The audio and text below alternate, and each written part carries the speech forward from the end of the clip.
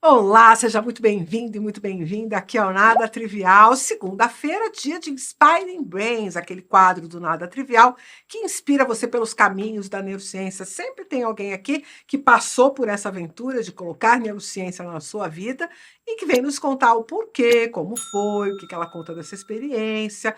E a convidada de hoje é incrível, você vai adorar. Então, vamos soltar a vinheta, porque você sabe, isso aqui também é um podcast, então eu vou anunciar o podcast. E a gente já traz a nossa convidada de hoje. Solta a vinheta.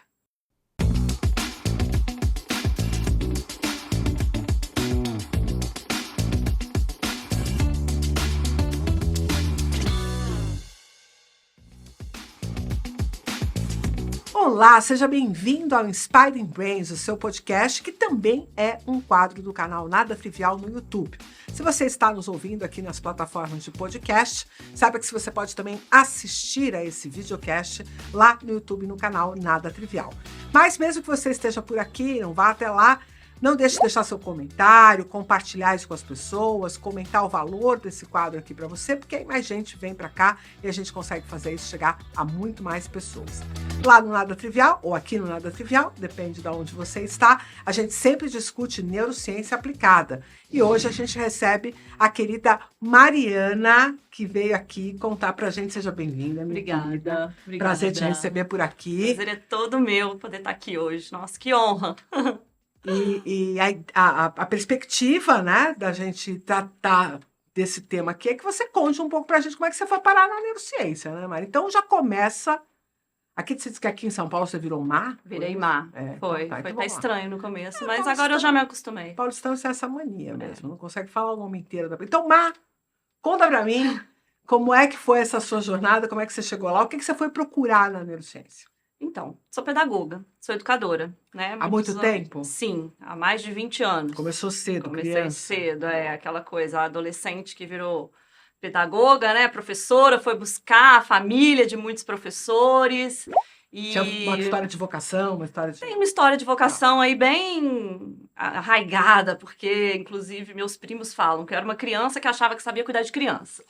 Maravilhosa. Era É. professora de alosia. Tudo isso. Ia para casa dos meus primos que tinham 5, 6, eu com 12, 13, achando que sabia cuidar deles, assim. Então, ali já começou uma coisa meio de vocação mesmo, né? Nossa. E aí, fiz vestibular de pedagogia e psicologia, passei na pedagogia em primeiro lugar numa universidade federal, mas não passei numa universidade particular em psicologia. Então eu falei assim, deve ser isso, né? Deve ter que ser isso. A gente joga um universo aí no meio. Aonde você fez? Na Federal de Juiz de Fora. Eu sou de lá, joia. a mineira em São Paulo, né? Você é de Juiz de Fora? Eu sou de Juiz de Fora. Maravilhoso. Vivi toda a minha vida lá até, né, 6 anos atrás. O mineiro de Juiz de Fora é quase carioca ou não? É quase isso, né? A gente chega lá da cobertura, vê o mar lá embaixo, assim, né? Então, os mineiros de Belo Horizonte têm um pouquinho de ciúme da gente, porque não conseguem sentir a maresia, né? Mas tudo bem. Mais um pouco de intriga. Só uma pílula aí. Muito bom. Então, fiz a faculdade de pedagogia, depois fui logo emendei aquela coisa, né? Fiz logo uma pós-graduação em práticas interdisciplinares, e ali, assim que comecei, já estudando, já trabalhando, entrando para a sala de aula, e assim foi. Até que depois, uns anos depois, fiz o mestrado na área de gestão e políticas públicas e avaliação de políticas públicas. Sempre gostei.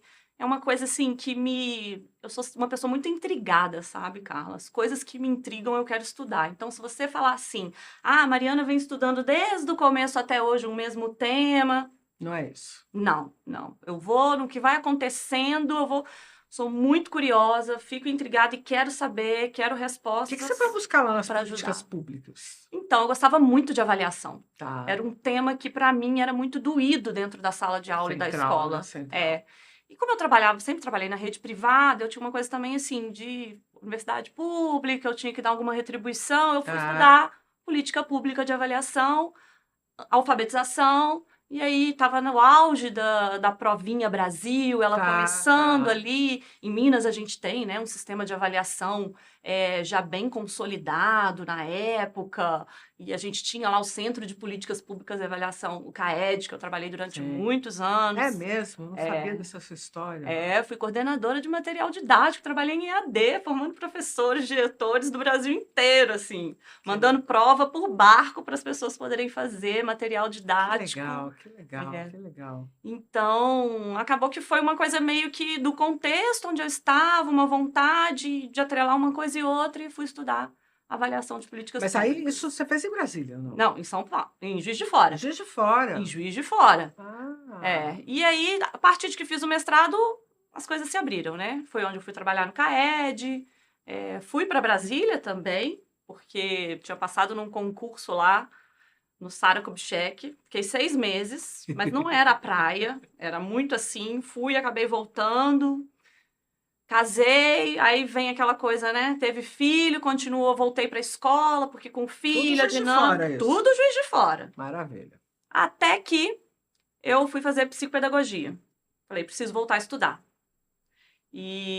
Porque isso me move, né? Conhecimento é uma coisa para mim que não para, que assim... Tanto que agora, o que a neurociência fez comigo, o que a pós fez comigo, foi resetou um monte de coisa, fez uma bagunça. Uma bagunça boa, mas uma bagunça. Desculpa. Bagunçou a casa inteira. E aí fiz a psicopedagogia para me aproximar da parte de educação inclusiva, né? Dos transtornos, que eu não sabia que chamavam transtornos, né? Enfim... Então, e aí comecei a estudar um pouco mais, fui para a clínica. Fato, né, que essa história da inclusão, ela atropelou a escola, né? Atropelou a escola. Não tinha, foi se decretado ali a necessidade da inclusão, que eu acho fantástica, mas não se teve um preparo específico para que os professores pudessem receber essas crianças com qualidade, né? Não se teve, não se tem, né, Não Carla? se tem, né? Porque... Não se amena, mas não, né? Para falar a verdade, a gente fala a verdade, assim, né? Vamos ver. Não se tem, porque a gente ainda vê o quão são despreparados os professores para lidarem com as crianças neurotípicas, né? Vamos usar nomes aqui, quanto aquelas, né? Típicas e atípicas. Então, assim, tá difícil hoje, né? Então, a gente precisa de inversão. A escola está em crise? A escola está em crise. Boa. Nós já chegamos lá. Certeza? Então, eu entrei em crise dentro da escola. Se ela tá... Eu sei que eu entrei em crise dentro da escola, porque aquilo que eu não conseguia fazer pelo meu aluno, eu precisava buscar uma resposta, né? Só que nem todo mundo, nem todo professor tem essa disposição por conta da jornada que a gente vive, né? De como é exaustivo mesmo. Eu ainda posso dizer que eu era privilegiada por trabalhar na rede particular, porque na rede pública você ainda, né, trabalha em 2 escolas, em 3 turnos, enfim. E aí a última coisa que você consegue pensar e ter tempo é que você quer se formar. Então essa formação tem que ir para dentro da escola. Né? Tem que fazer parte da carga horária dos professores. Essa é uma coisa que eu milito muito, né? Tem essa história de... A gente trabalha bastante com formação de professores, sim, obviamente dentro da pós, mas também através de outras iniciativas, né? E a escola fala, não, então vou colocar no sábado. Veja bem, ou coloca, você vai colocar em outro horário, põe facultativo. Porque eu não quero professor amarrado no pé da cadeira aqui. Não vai resolver meu lado. A gente que vai para pós, né, a gente quer, a gente busca, você tem um público diferente. É outra história. Né, que são pessoas mesmo engajadas e que têm suas motivações. Confesso a você, Má, é encantador receber esses professores que chegam para pós. Especialmente quando era presencial, que a gente podia ter um contato mais próximo. Hoje o EAD impede a gente de ter um contato com a história, com a narrativa, com aquilo que a pessoa pensa, né? Porque a gente tem poucos encontros e nem todos vêm para os encontros das tutorias, porque nem sempre casa com o horário que a pessoa pode e tal, e é facultativo. Então não tem essa proximidade, mas aqueles professores, aqueles 40 que a gente recebia presenciais ali, a gente percebia que, puxa, se tivesse múltiplos daqueles professores, o país estava salvo. Eu não sei como foram as outras, né? Eu sei que a turma 9, ó, quem foi turma 9, eu sei que a turma 9, que foi a última, por ter sido a última, né, presencial, aí já rolou uma emoção muito grande. Mas foi uma turma mesmo de muitos professores, né, muito engajada. Sim. Então, a gente tinha ali professores das mais diversas áreas, do Fundamental 2, do médio, né, professores do Fundo 1, educação infantil, donos de escola. Muito legal isso, né? Muito Tinha uma variedade, legal. assim, era muito diverso. Era né? muito a escola ali dentro. A gente estava ali dentro, a gente sentia a escola. Perfeito. Então, e isso trouxe para as discussões, trouxe as discussões para um outro patamar. Né? Porque a gente estava lá vendo uma teoria, estava vendo alguma coisa, mas a gente sempre podia questionar. Tá bom, mas na hora que eu for lá, e na hora que eu estiver com o meu aluno, Sim. como que isso vai se aplicar? Mas aí é que, para mim, tá o frio na barriga da neurociência, né? Porque você consegue levar lá e aplicar. Então, E à medida que vai passando, eu vou dizer para você que nesses 15 anos, muita coisa mudou. O que a gente pode propor hoje em 24, a gente não podia propor, por exemplo, em 2005, 2010, tá? Porque não se tinha essa visão tão baseada em evidências sobre como o impacto daquele conhecimento ia mudar a formação dos professores e as práticas. Tem livros traduzidos, né? O que dificultava às vezes também. Então, hoje a gente está, né, com autores bem robustos, produzindo, já não é mais aquela coisa que a gente tinha, assim, de uns autores brasileiros que ouviram o galo cantar não sabia onde, né, davam um tapa ali e tal, que era muito triste, e tem essa robustez. E mesmo nas turmas que são online, a gente percebe esse olhar já diferenciado das pessoas, de tá, qual é a prática, então onde eu coloco, e testam e questionam, muito legal isso. Então, foi aí que eu cheguei, porque eu fui para psicopedagogia, né? E aí comecei a estudar alguma coisa relacionada à neurociência, aprendizagem, mas muito autodidata. O meu curso não foi um curso, assim, que tenha me dado que me deu essa bagagem. Tá. Mas aí, né, a pessoa que já estuda há muito tempo, que igual, vai aqui, come uma beirada aqui, come outra beirada ali. E acabou que também a vida me trouxe para São Paulo por conta de trabalho do meu marido, a gente já estava muito longe, filho, vambora então, e viemos. E eu vim pensando mesmo, é lá. Né? Eu vim pensando nas minhas oportunidades, pensando na minha família, quem me conhece sabe, né, o que é minha família para mim. Quem acompanhou durante a turma 9 Júlia, pequenininha, com 1 ano, foi para mim assim, tem outra história aí por trás, após também. Mas eu vim para São Paulo com essa perspectiva. Eu falei assim, é lá que eu vou agora colocar as coisas no lugar. Colocar esses, né? Tinha 15 anos, 15, 18 anos, enfim, de trabalho, de estudo, que eu vou para a ponta, que eu vou descobrir o que está acontecendo. Porque eu vim disposta a não voltar para a escola. Ixi! É. Já vi que se deu mal. Eu vim disposta... Não, para não voltar para a sala de aula. Vou corrigir. Não voltar para a sala de aula. Para a escola não tem jeito, né? Inclusive, tô aí, tá, gente? Quem quiser. Vim disposta a não voltar para a sala de aula, a estudar e essa parte da psicopedagogia clínica mesmo, de atuar com as crianças e famílias, fazendo essa ponte com escola. Então, criei toda uma marca, uma coisa, família, escola, um M infinito, sabe? Uma coisa assim, numa ideia, e foi... E aí comecei com uma coisa aqui, outra ali. Aí tá, na hora que começa a engrenar, monto o consultório, aí tem um pedaço da minha vida muito grande em Montessori, monto o consultório clínico com muitos materiais concretos em Montessori. Explica um pouquinho que tem um público aqui que não é da educação. Ah, então. Arruma isso aí. Tá. Maria Montessori, né? Aí a gente tem uma médica psiquiatra, que hoje, inclusive, a gente tem muitos estudos da neurociência comprovando que ela viu há mais de 100 anos atrás sobre a criança, sobre esse estudo.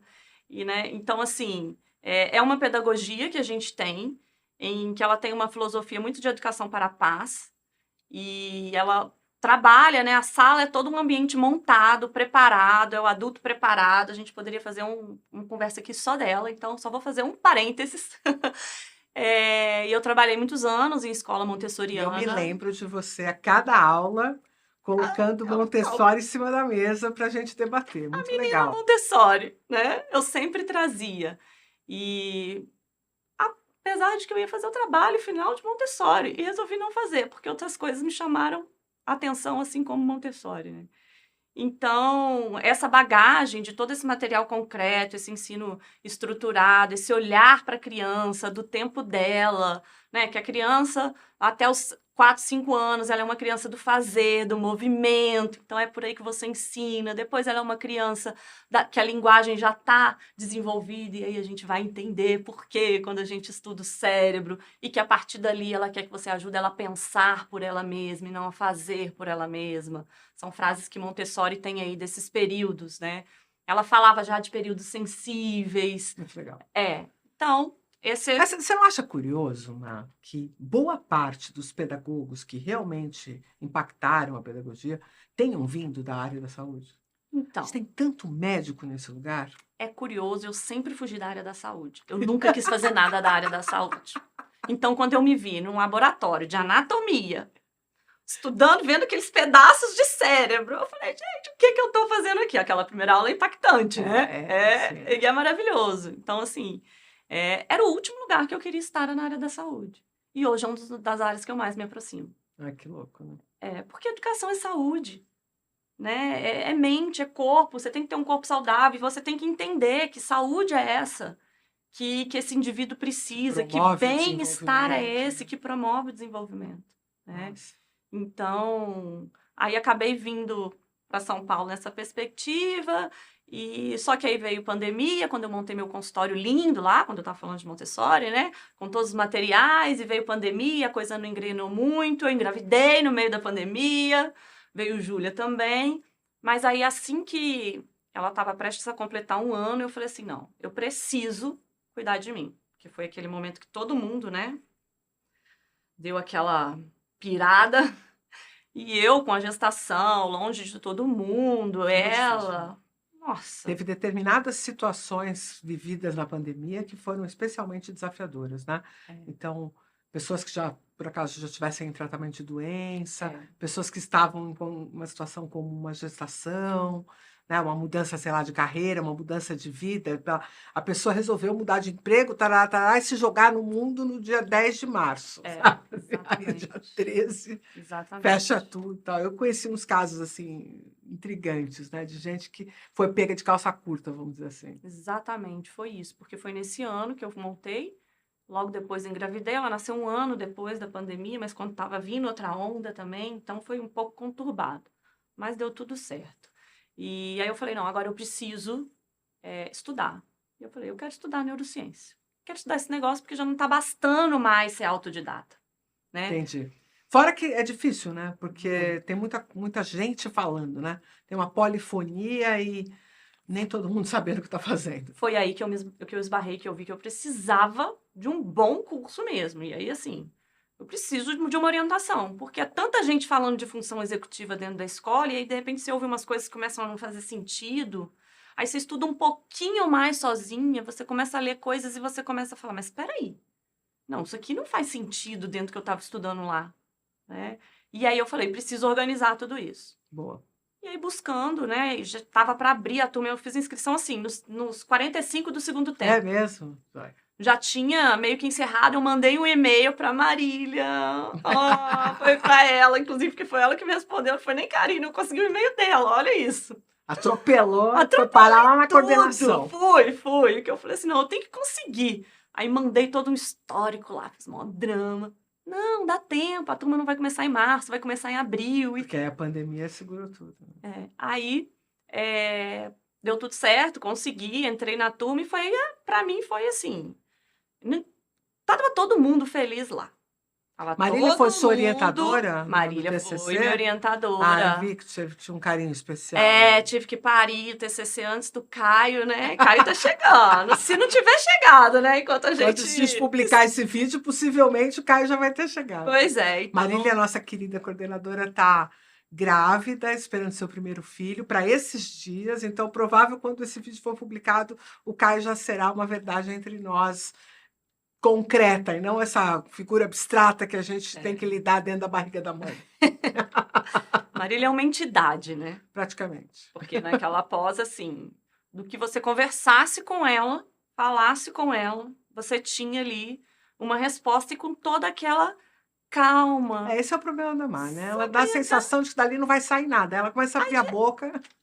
Aí você vai colhendo, porque você vai assim, tá bom, porque ela é muito plácida, né? E aí você acha que você vai colhendo, mas ela vem e ela te abraça, né? Porque é um acolhimento, uma coisa... Maravilhosa. Eu sou suspeita para falar do marido.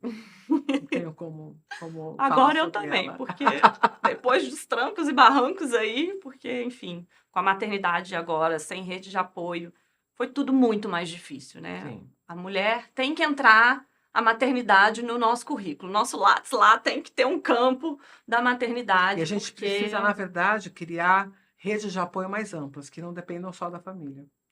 Eu ando pensando muito nessa história desses grupos de mulheres que, de forma empática, Sim. apoiam umas às outras. Sim. Porque tem muita mulher que não tem irmã, que não tem uma mãe presente, e acaba prejudicando o andamento da vida delas. Porque, ok, algumas têm bons companheiros que as apoiam e tal, mas há uma quantidade grande de mulheres que vivem a maternidade de forma isolada, né, como mulheres solteiras, e nós temos ainda uma sociedade um pouco arcaica, né, nessa participação do homem na criação, no desenvolvimento das crianças, que eu acho uma perda para eles. Sinceramente, acho que quem perde mais são eles. Mas... E mesmo a gente que tem apoio, eu falo a gente porque eu não posso, eu tenho, né, é meu parceiro, assim, lá em casa não tem função minha ou dele, nada disso, o cartão de vacina lá em casa é ele que cuida e eu nem tomo conhecimento, tem umas coisas assim. E, na verdade, com a Júlia, ele conseguiu essa transformação depois de muito tempo.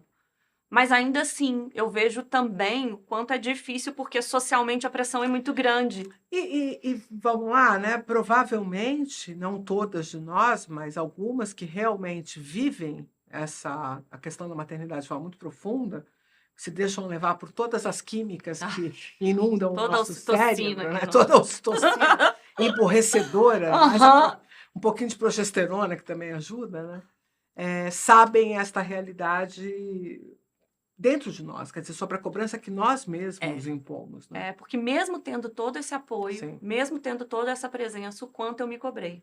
Mas foi aí que a pós entrou. Eu ia todo sábado para lá. E assim, tava todo mundo feliz lá, mas eu tava feliz desde o primeiro dia, porque aquele era o meu momento. Massa. Eu tava ali por mim, pra mim, fazendo uma coisa que eu queria fazer. Então, assim, teve um significado, um sentido pessoal para mim, independente do que aconteceu lá. E depois foi tudo se intensificando, porque muita coisa começou a fazer sentido, né? Quando eu fui estudar... Tá rolando uma mágica ali, né? Meio estranha. Né? No começo vocês acham que, tipo, não sei se é bem isso e tal. Daqui a pouco... a gente vai lá para estudar a ciência, para ver que a ciência é que valida mesmo, mas você fica assim, mas tem uma bruxaria nesse negócio aqui. Não é possível. Porque é impressionante. E aí foi um divisor de águas, Carla, porque relacionamento, né? Porque eu também precisava, fui com esse objetivo também, fazer network, conhecer pessoas em São Paulo, eu preciso disso. Então, conheci pessoas, professores, e fui capaz de estudar mais, e eu me vi assim... Do lugar que eu estava é diferente. A gente via lá, né? Tinha umas meninas lá com córtex pré-frontal ainda terminando de amadurecer, né? Recém-saídas da faculdade. Beijo, Bruno! Bonitinho. Então, assim, a gente brincava muito com elas, né? Sobre isso. Então, elas tinham uma outra perspectiva, estavam ali, acabaram de se formar. Pessoas, às vezes, que tinham pouco tempo também de sala de aula. Gente com muito tempo, buscando... Preciso de algo novo, porque senão a sala de aula não está fazendo mais sentido. Tinha de tudo um pouco. E eu, com essa experiência toda, essa bagagem aí, passando por tantos lugares, sim, que louco. Querendo algo que me desse mais sentido e trouxesse para mim a formação que eu sentia que faltava, né? Que era entender essa criança, entender esse indivíduo. Como que ele aprende? Foi essa pergunta que eu fui buscar. Porque a partir do momento que eu entendi como que ele aprende, na hora que ele não aprende, eu começo a ter sinais de onde que eu vou, então tal, porque o que está acontecendo aqui que essa criança... botãozinho para apertar. Então, foi assim que eu cheguei, né, na pós de Neurociência e Educação, e saí de lá transformada, porque foi um divisor de águas em todos os sentidos. Na minha vida pessoal, porque aí, coitada de Júlia, né, é uma... criança laboratório, cobaia.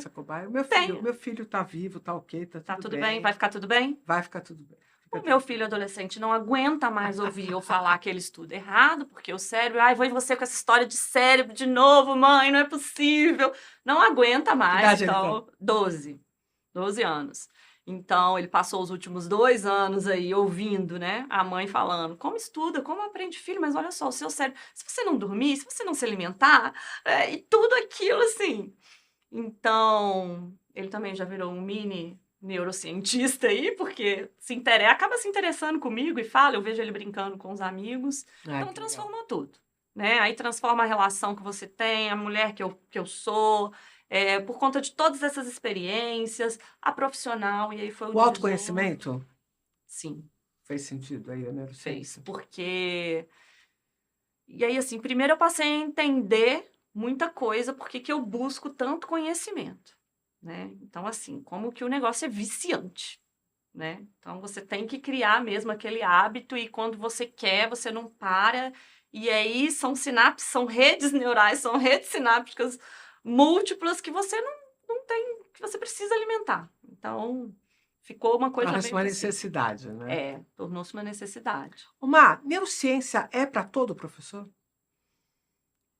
Ai, Carla, essa pergunta é bem difícil, né? É? Porque, assim, eu acho que mas precisa ter um momento. É? É, Tem um timing tem. perfeito para isso? Não sei se perfeito, mas tem que ter abertura, porque é muita quebra de paradigma. Tanto que a gente já começa o curso lá, né? Neuromitos. A gente começa desmistificando várias verdades que a gente tem, que a gente acha que tem, e a gente vai ver Que que ouviu não o é. galo cantar não sabe aonde, às vezes, né? É. Então, eu acho que a gente precisa estar preparado, porque senão chega lá é um choque, é uma quebra. E a gente tem um sistema de ensino, né, muito... Não queria usar a palavra tradicional, mas que se perpetua, né? Tem se perpetuado durante muitas décadas. E que às vezes as condições não são propícias. E assim, não que a gente não tenha falado sobre a necessidade de mudança, não sei se você concorda com isso. A gente tem falado sobre a necessidade de mudança, mas as pessoas fazem mudanças que são apenas na margem do processo e não conseguem realmente modificar o núcleo, né? Da ideia de como se educa. Então, mantém-se aquela relação da disciplina, mantém-se a relação daquela aula de 50 minutos, que é onde vai acontecer o milagre, né? Uhum. E depois a avaliação sobre aquilo, que é outro milagre, né? O núcleo parece que não se altera, né? Continua, eu fico lá, girando, né? Rodando no mesmo lugar. É o cachorro atrás do rabo, porque eu fico assim, procurando como que eu ensino, como que eu ensino, como que eu ensino, como que eu ensino, buscando diferentes possibilidades, que a gente tem um lugar para isso também, né? Na neurociência. Mas eu preciso ir para o lugar do como que essa criança aprende, o que que acontece nesse cérebro, o que que ela está pronta para aprender agora, o que que eu dou para ela de ferramenta, mesmo não sendo um momento ideal, mesmo eu sabendo que aquela criança de 4, 5 anos não vai conseguir se controlar, né, por questões de controle inibitório, ela não tem uma flexibilidade para entender que uma regra aqui não vale ali, eu preciso, não é porque também ela não tem, né, esse cérebro maduro, que eu não vou estimular. E aí, em que medida eu estimulo? Né? Como que eu tenho uma camiseta agora, porque eu acho que era a máxima, né? Eu acho que a maior desconstrução, talvez, para mim. Eu falei isso muito. Não, calma, cada criança tem o seu tempo. Eu falei isso muito, Carla, durante muitos anos. E aí, eu comprei a camiseta agora, que cada criança tem o seu tempo, aí o tempo é cortado e vem. Cada criança tem a sua curva de desenvolvimento. Sim. Então, eu costumo comparar. A gente tem sim um tempo, um time diferente para cada um. Mas é necessário que esteja progredindo, né? Eu não posso apertar a mola demais, porque ela não vai aguentar essa tensão. Então, querer fazer, né, dar muito para essa criança, muito tempo antes, não suporta. Mas eu também não posso ficar esticando, uma hora ela perde a atenção dela e perde a função dela. Perfeito. Perfeito. Então, hoje é isso, né? Eu chego nas escolas falando isso. Tá bom, tem o seu tempo? Tem. Mas será que você não tá puxando, deixando essa mola perder essa atenção dela? E aí, cadê a propulsão que essa criança precisa? Que seria um pouco da oposição que a gente vê da educação mais tradicional com a construtivista, por exemplo? Né? A gente vai falar de construtivismo? Não, eu não estou querendo que você arrume confusão para sua cabeça, não. Mas seria mais ou menos essa correlação? Porque não dá para deixar. Né? Não dá para não ter, usando Montessori aí, um ambiente preparado, pensado para as necessidades daquela criança. Né? Não dá para deixar de ter uma instrução diretiva, você instruindo o que ela precisa. Não dá para deixar de memorizar. Né? Não dá para deixar de repetir. E quando a gente fala de repetição no aprendizado, a gente não está falando da repetição da mesma forma, a gente está falando de diferentes formas de fazer ela estabelecer conexões. Perfeito. Então, não dá para deixar de ensinar a tabuada. A gente saiu desse lugar também, porque a gente tinha uma muito tradicional, vem o construtivismo. Acho que são momentos, né, de rupturas. Quem sabe, quero acreditar que a gente está caminhando para um caminho do meio. Né? O fato é que a gente está enfrentando, do ponto de vista social, do ponto de vista econômico, do ponto de vista político, tempos estranhos.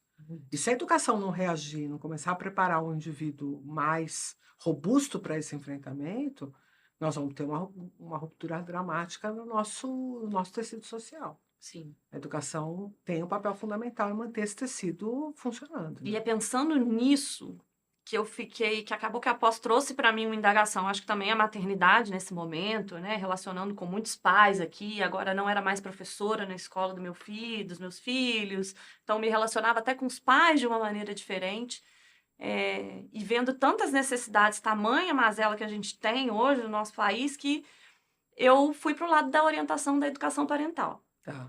E aí, tanto fiz meu trabalho final em busca de evidências, porque a gente hoje já está mais disseminado, sim, né? A gente já ouve, ainda que não tenha, mas a gente já ouve muito mais a sala de aula baseada em evidência. Sim. Né? A gente já tem essas pílulas por aí, quando você chega na escola, sempre tem alguém que já ouviu falar, que já leu alguma coisa, tem lá um conceito, pode ser torto, mas tem um conceito lá de função executiva, Perfeito. Sempre tem alguma coisa. Não, tempos diferentes. Há 15 anos atrás era mato, né? Você não falava sobre isso de jeito nenhum dentro da escola. Mas a gente não fala de parentalidade com evidência, né? E eu acho um caminho até... Eu relutei para seguir, porque como mãe me incomodava muito falar que eu tinha que estudar para ser mãe. A gente sabe, né, que ali no dia a dia, na hora que toma... E aí o estudo da neurociência vem trazer, inclusive, mais sentido para a nossa vida nesse autoconhecimento. Porque aí você entende por que você, enquanto mãe, não consegue dar conta do seu filho. Né? O meu filho pega a recuperação e eu vou lá e tiro a menina que estuda não sei onde, numa escola super difícil, tiro ela de 4 recuperações. Por que eu consigo ajudar uma criança, um adolescente de 12 anos, a sair de 4 recuperações e o meu filho pegar uma recuperação? Né? Santo de casa não faz milagre. E aí você sabe o tanto de emoção, de limitação, expectativas, as minhas dores da minha adolescência se refletem com ele muito mais, né? Então vem tudo isso aí. E eu me permito hoje. Você acha que é... Eu sempre faço uma brincadeira, né? Que é uma brincadeira, mas eu digo assim, para ser pai e mãe precisava ter uma espécie de um brevet, uma coisa assim, né? Você recomendaria às pessoas que desejam ter filhos antes de terem filhos, estudarem sobre essas coisas da parentalidade? Ou essas demandas só virão com a criança chorando lá no quarto do lado? Então, eu acho que se for estudar mesmo as demandas assim, a gente vai entrar em extinção, né? Melhor deixa quieto. Primeiro tem o filho, depois a gente vê. Eu gosto muito de usar a palavra informação. Então, eu acho que esses grupos, por exemplo, você tendo grupos, né, de apoio de mães e aí profissionais, então, assim, poder se aproximar desses grupos para ajudar a entender, porque acho que ainda na maternidade ainda tem uma coisa, né, eu quero ser mãe, né, nossa cultura ainda está muito ali. Quantas crianças eu vejo, o que você quer ser? Eu quero ser mãe. Para mim, a pior pergunta que você pode fazer para uma criança é o que você quer ser quando crescer. Como se fosse algo... Bom, essa é uma pergunta difícil. Né? Mas eu já sou algo, né? Eu já sou, posso ser agora, né? Vamos viver o que eu sou agora. Posso começar sendo, né? Então, enfim. Então, assim, eu acho que é complicado a gente colocar uma coisa assim, teria que ter esse brevet, né? Não, mas eu digo, seria útil para as pessoas que antes delas entrar nessa aventura, que elas se preparassem, ou as perguntas só virão quando a coisa acontecer de fato? As perguntas vão vir depois. A emoção verdadeira, né? E aí a emoção verdadeira... É uma enxurrada. É uma enxurrada, né? De neurotransmissores, de hormônios. Então, assim... É outra história. Então, talvez vai haver... Se bobear, a frustração vai aumentar. Sim. Porque ela vai achar que estava preparada. E é uma coisa que acontece no caminho. Sim. Então, a gente tem, hoje... livros, autores, né, estudiosos, pesquisadores, e eu acabei, tanto que TCC custou por isso, porque quanto mais eu estudava, foi uma enxurrada de novidade que eu não sabia, nunca tinha me aventurado mesmo por esse tema da parentalidade na perspectiva científica, né? Muito legal. Era muito mais uma perspectiva, assim, até então, coach, do autocuidado, que já... Tá desgastado. Vamos dizer assim. E aí foi muita novidade. Então, muita coisa se tem produzida, muita coisa se tem estudada, muita coisa se tem comprovada. Então, assim, inclusive essas questões, né, os 1000 dias, né? Eu falei, o que são esses 1000 dias? Esse conceito eu adoro. Os conceitos 1000 dias. Você pode falar dele, que eu Não, adoro esse conceito. fica à vontade, me ajude Não, aí. vai Mas lá, então, vai né? lá. Que é da gestação, né? Até completar ali próximos aos 3 anos, os primeiros 1000 dias dessa criança, a explosão que esse cérebro está em desenvolvimento, o quanto ele cresce, ele nunca mais vai crescer e nunca mais vai fazer tantas conexões do como ele fez nesse período. Bom, tanto é interessante, né, que a gente sabe que o sono REM, por exemplo, né, a fase de sono REM é uma fase de consolidação de aprendizados. Então, se você pegar uma criança de 1 mês, 2 meses de idade e analisar das 16 horas que ela dorme, quanto tempo ela passa em sono REM, ela passa mais de 80% do tempo em sono REM. Então, é curioso, porque a criança não está dormindo para descansar, ela está dormindo para aprender, né? Isso é a coisa mais louca do mundo, que só mais para frente que a gente foi começando a compreender essa dinâmica. E aí eu vou deixar até uma dica, então, porque Boa. já que a gente está falando aqui, então se está grávida, se está pensando em engravidar, já tem esse desejo, né? A gente tem um livro, eu vou lembrar o nome, Como o Amor é Importante, né? Que é maravilhoso, também conheci na pós, nossa querida Macarol. Isso aí é outra, né? E a gente, numa conversa com ela falou assim, você conhece Como o Amor é Importante? Eu falei, não. Então, até os 2 anos, lê, Mari, se você tá nesse universo da parentalidade, tá com a sua menina pequena ainda, você vai amar. E aí ele é um livro acolhedor, mas de informação. Então, acho que aí é a diferença, sabe, Carla, quando a gente fala com pais, assim, com pessoas que tendem... Né, que têm esse desejo de ser pais ou querem ser pais melhores, sentem que querem algo diferente. Mas essa informação, eu acho que tem que buscar informação de qualidade. Massa. Né? Buscar uma parentalidade aí baseada na evidência, porque eu estou muito incomodada com a quantidade... Tudo bem, acho que tem caminhos e caminhos, eu não vou generalizar, antes mesmo de falar, eu não estou generalizando, não são todas as pessoas, mas o quanto tem... isso pode dizer muito sobre outros aspectos, mas de mães que estão largando carreira para estudar, porque viram, né, a tamanha demanda da criação dos filhos, e aí migram de carreira para essa orientação parental, né? Só que são pessoas das mais diversas áreas, nem sempre da área da educação, da psicologia, da saúde. Então, né, o que eu sinto... Falta estrutura, falta base, quem sabe?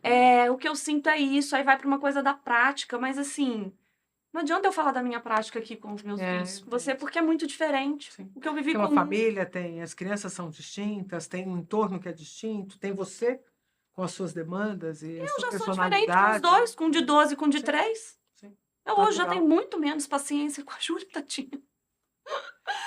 Natural.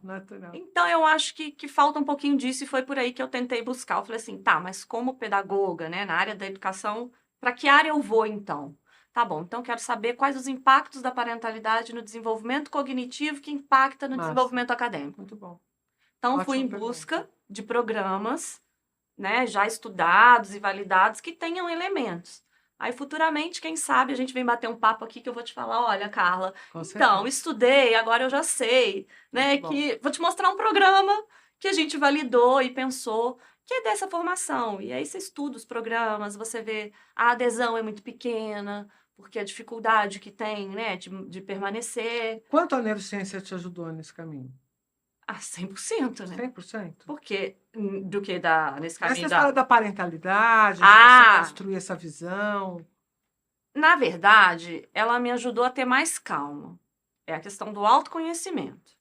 Porque ela me ajudou, na minha vida pessoal, a me perdoar mais. Mas nessa construção de conteúdo para a parentalidade, você bota a neurociência nesse jogo, não? Sim. Sim, porque ela hoje, assim, é entender, né? Como que essa criança desenvolve, por que ele tá com birra. É um tema dessa informação, os pais compreenderem o desenvolvimento cerebral. Sim, porque eu preciso entender que o meu filho de 2 anos está fazendo birra, de 1 ano, 1 ano e meio está fazendo birra, não é porque ele quer, não é porque ele quer me enfrentar, não é porque ele é agressivo. Né? Eu preciso entender que ele não tem condições naquele momento ali para verbalizar, para me mostrar o que ele precisa.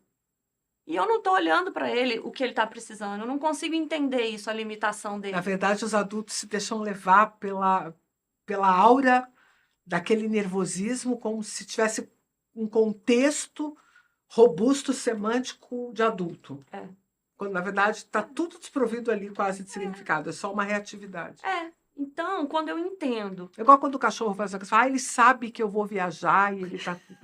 Eu te crio uma história sobre aquela história. Exato. É só para acalmar o nosso coração e para validar o que a gente vai fazer. Exato. Porque para validar de fato o que está acontecendo ali não é. Perfeito. Então, acho que a informação, ela entra aí. Nossa. Eu tenho que estudar, como uma profissional que me propõe a falar do tema da parentalidade. Eu tenho que me aprofundar. Agora, eu acho que esse pai não. Esse pai precisa de um recorte dessa teoria, né, de todos esses conceitos, para trazer para ele essa calma. Porque quando eu penso assim, tem que estudar. Isso já é tão difícil ser pai e mãe. Eu já lido com tanta coisa, tanta demanda. Agora a semana da criança parecer um meme, aí tá todo mundo desesperado porque era o cabelo maluco, não bastasse, agora é a mochila maluca. Imagina, minha filha já vai de cabelo maluco todo dia pra escola. Imagina se eu tiver que fazer uma mochila maluca. É muita demanda. Aí você vem com a demanda de que eu tenho que estudar ainda. Não, para tudo. Né? Então, assim, acho que a gente precisa ter muita responsabilidade quando a gente se propõe a esse tema. E aí que eu acho que entra a neurociência mesmo, de entender o desenvolvimento, né, neuropsicomotor, porque a gente é um ser biopsicossocial, entender tudo que está acontecendo ali, as interferências do ambiente, o que é desse sujeito, né, que ele já nasceu ali, o que tem de carga genética, de fato, o que não tem, para poder dar o que ele precisa. E aí a gente faz com responsabilidade esse recorte para os pais. E aí não é para trazer mais uma coisa para colocar nessa mochila maluca, sabe? Mas é para jogar essa mochila maluca para longe e falar: tá bom, eu não tô maluca. Eu não estou errada. Eu não deveria já nascer sabendo. Eu não deveria nascer sabendo.